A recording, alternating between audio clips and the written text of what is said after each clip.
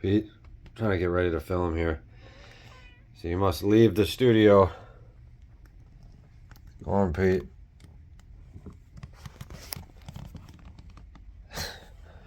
Come on, man.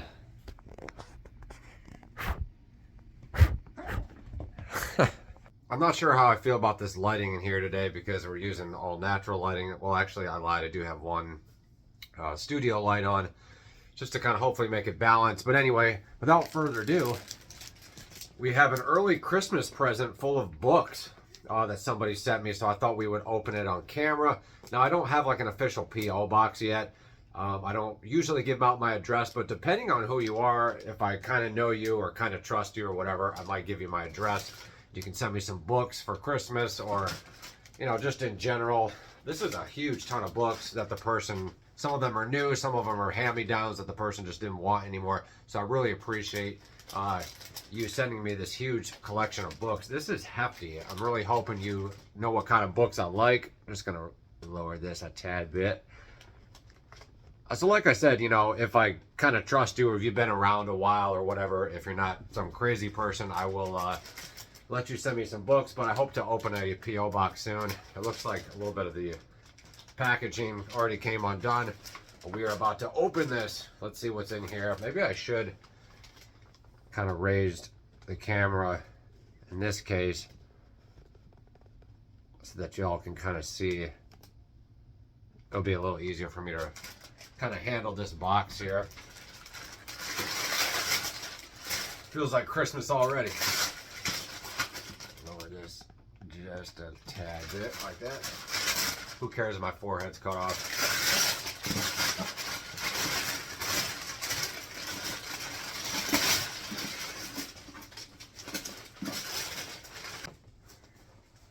Pretty hefty box here. Looks pretty intense. We're about to open this. See what's inside. Ooh, wow. We got some good titles in here, yo. We got some good titles in here. So let's see. Should I turn the camera around or should I just take them out one by one? I'm trying to think how people usually film these. I don't know. We're just going to go with it. Let's see what we got here. I'm just going to close my eyes and blindly pick the first one on the top here, which is Beowulf. Look at that. Got a really beautiful Signet Classic edition of Beowulf. Haven't even read Beowulf, so I'm super excited. Thank you so much for sending Beowulf. I don't think I even have any other copies of Beowulf. So this will be my first. I can put this in my pocket and read it at work. Make some, you know, I really like these paperbacks for the sake of, you know, annotating them because they're cheap and, you know, you don't feel guilty about annotating them. And this is translated by Burton Raphael, so if anybody is familiar with this translation, please let me know. This will be a nice addition to the ancient stuff that we're reading and covering, like the Iliad and Dante's Inferno or Dante's Divine Comedy, all that good stuff. So super cool. Show that a little closer to y'all there. Awesome copy of Beowulf. Wow, this is just awesome. I can't even really thank you enough for sending these beautiful books. Let's see what this other paperback is. Ooh, we have a beautiful copy of Lord of the Rings, a nice little paperback copy. And as you all know, as my subscriber wisely knows, I collect the works of Tolkien, something I'm just passionate about. I'm going to put that back up here. So this will be a great addition to the Tolkien library. Smells nice and new, smells nice and fresh, and I really like just collecting the vintage editions, the movie editions, the illustrated editions, and eventually we will be doing a Tolkien analysis one of these days. Thank you so much for that. We got some more paperbacks. Oh wow, we got 20,000 Leagues Under the Sea, a beautiful Scholastic edition. Look at that. That is just beautiful. Adventure, Pursuit, and Danger. A huge sea monster has attacked and wrecked several ships from beneath the sea. Professor Aronnax bravely joins a mission to hunt down the beast. He goes aboard the Nautilus, a secret submarine helmed by the mysterious Captain Nemo. This sounds really interesting. At first, the mission is exciting as Nemo takes Aronnax on a voyage through the underwater world. But when things start to go wrong,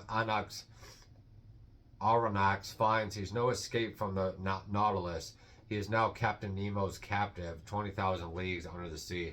Really interesting. This will be a nice addition to our science fiction, maybe not dystopian, but science fiction collection. Maybe it is dystopian, I don't know.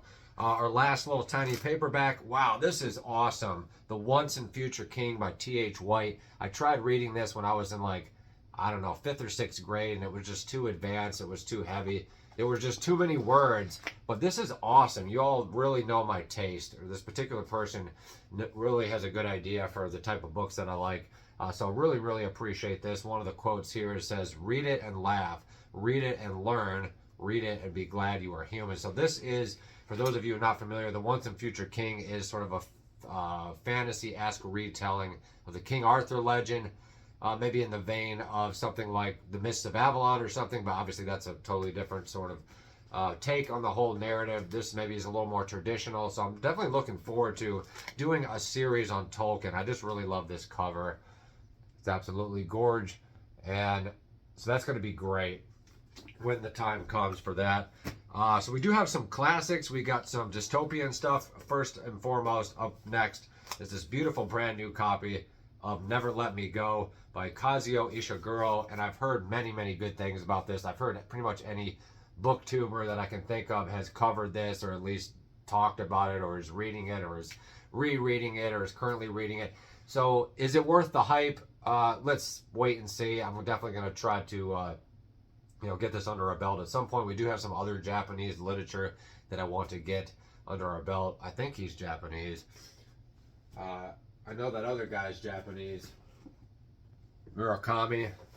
I'm just assuming this guy's Japanese too. Fuck me, I don't know. But I'm pretty sure he's Japanese, and this book is, I just really like that cover. This is supposed to be kind of like a dystopian science fiction love story. So should be pretty awesome. I'm really happy to have this beautiful copy of that. Wow, up next we have Gabriel Garcia Marquez of Love and Other Demons. I was actually just watching on one of my favorite channels talk about some of his work. A lot of people seem to be reading him now. So this is just a really great haul. Probably some stuff that I wouldn't have thought to get on a regular basis, but I'm so glad that you've forced these wonderful authors into my collection. I really like that cover. And I think Gabriel Garcia Marquez is sort of like magical realism, a sort of stream of consciousness, maybe in the vein of Faulkner / Toni Morrison / Cormac McCarthy. So this should be really compelling. This is, I'm assuming, something about romance and demons, I guess. So please keep me, I will keep you all posted on that. Up next we have, oh man, you all know what I like. We got 3 beautiful Barnes & Noble's classics. Check that out. We'll kind of go over them, but those are just going to look beautiful on that top shelf. Right up there, you can kind of see the Barnes & Noble's classics. I can't really get it from this angle. So first and foremost, we have Lady Chatterley's Lover by D.H. Lawrence. That's a pretty steamy cover. I don't say so myself. The last and most famous of the D.H. Lawrence novels, Lady Chatterley's Lover, was published in 1928 and quickly banned in England and the United States as pornographic. Ooh, interesting. While sexually tame by today's standards, the book is memorable for better reasons. Lawrence's masterful and lyrical prose and a vibrant story that takes us boldly into the world of its characters. So we have yet to cover any D.H. Lawrence on this channel yet, but I definitely am going to try to do that in the near future. This is a beautiful brand new copy, untouched copy. And up next we have, a really beautiful Barnes & Noble's classic edition of Wuthering Heights by Emily Bronte. Love it or hate it. I think I tried to slog through it when I was like in middle school, but we're going to try it again and try to search for the deeper themes and really just try to get through this. I have another edition that my friend Jessica sent me, actually right here, a long time ago. So now we got 2 editions of Wuthering Heights, and I think this one I'll probably use maybe to annotate, but I don't know, this one is awfully tempting to pull off the shelf and read. It's a little hard to see that cover there, but I'm super stoked to have this in my collection now. Thank you so much for sending that. Now we have 2 copies, and I really should have read it by now because my friend Jessica sent this to me like, God, 3 or 4 years ago almost now. Up next we have this beautiful copy of Nicholas Nickleby by Charles Dickens. This is an early Dickens novel, sort of featuring his foster children characters and sort of villains and struggling working class industrial revolution type stuff. So this is going to be fascinating. I don't know how Charles Dickens managed to write as much as he did. I wonder if he had like some ghostwriters or something, because he just has volume after volume of, and I'm so intimidated by Charles Dickens's oeuvre. I'm so intimidated by his collection of works that the only one I've read is Christmas Carol. How sad is that? So maybe in the new year we are going to attempt a Charles Dickens novel. Maybe it'll be this one. Maybe it'll be Bleak House. Maybe it'll be Oliver Twist. Has anybody seen the movie with Oliver Twist with what's his face? The really good one from the 80s. I can't think of the actor's name right now. It's one of my favorite actors. Oliver Reed. Has anyone seen that? Where Oliver Reed plays the villain. Can't think of his name right now. Wow, this is amazing. Speaking of Dante, we have this beautiful Harvard Classic collection of Dante. Check this out. It doesn't have an official cover. It comes in a volume. And I actually have a Shakespeare one here. I'll show you. Now, what are the odds? I mean, look at that. So this is my Shakespeare copy, but these are going to go beautifully on the shelf together if I decide to do that. The Shakespeare one's getting a little worn, as you can see, but look at that beautiful spine on the Dante cover, or on the Dante spine. And you can tell how this one is so much newer or in much better condition than this one. I mean, look at the age difference there. Maybe this person didn't, the person that had it before me didn't keep their books in the right place. I don't know. But this is a beautiful edition. I didn't even tell you what it is. It's Dante's Divine Comedy. Check that out. We're actually almost done with the Divine Comedy. We're actually reading the Barnes & Noble's Classic edition of the Paradiso currently. But this actually has some illustrations. This is going to be amazing. This is a translation by Henry Carey. And Benjamin McVoy talks about that a lot, how you should compare translations, study different translations. This one's actually a little bit different. The opening lines of the Divine Comedy, from my understanding, was midway upon the journey of our life. This one translates to in the midway of this our mortal life. So really interesting. That's why you should study different translations, see how other writers are interpreting the ancient works of Dante or Virgil or Homer or whatever it is that you're reading. Dante's not quite ancient, but he's getting up there. He's like, proto-Renaissance, 1300. So, and also with the different translations, there's more antiquated, loyal translations, and then there's more sort of edgy, postmodern translations. So that's a good thing to sort of have under your belt as a book collector, is a couple different translations, as many as you can. Oh wow, this looks awesome. Look at this. Escaping the Delta, Robert Johnson and the Invention of the Blues. I'm a pretty decent Robert Johnson fan. I was kind of exposed to him through, actually, ironically enough, Kurt Cobain was a big fan of Robert Johnson. It says here, the life of blues legend Robert Johnson becomes the centerpiece for this innovative look at what many consider to be America's deepest and most influential music genre. Pivotal are the questions surrounding why Johnson was ignored by the core black audience of this time, yet now celebrated as the greatest figure in blues history.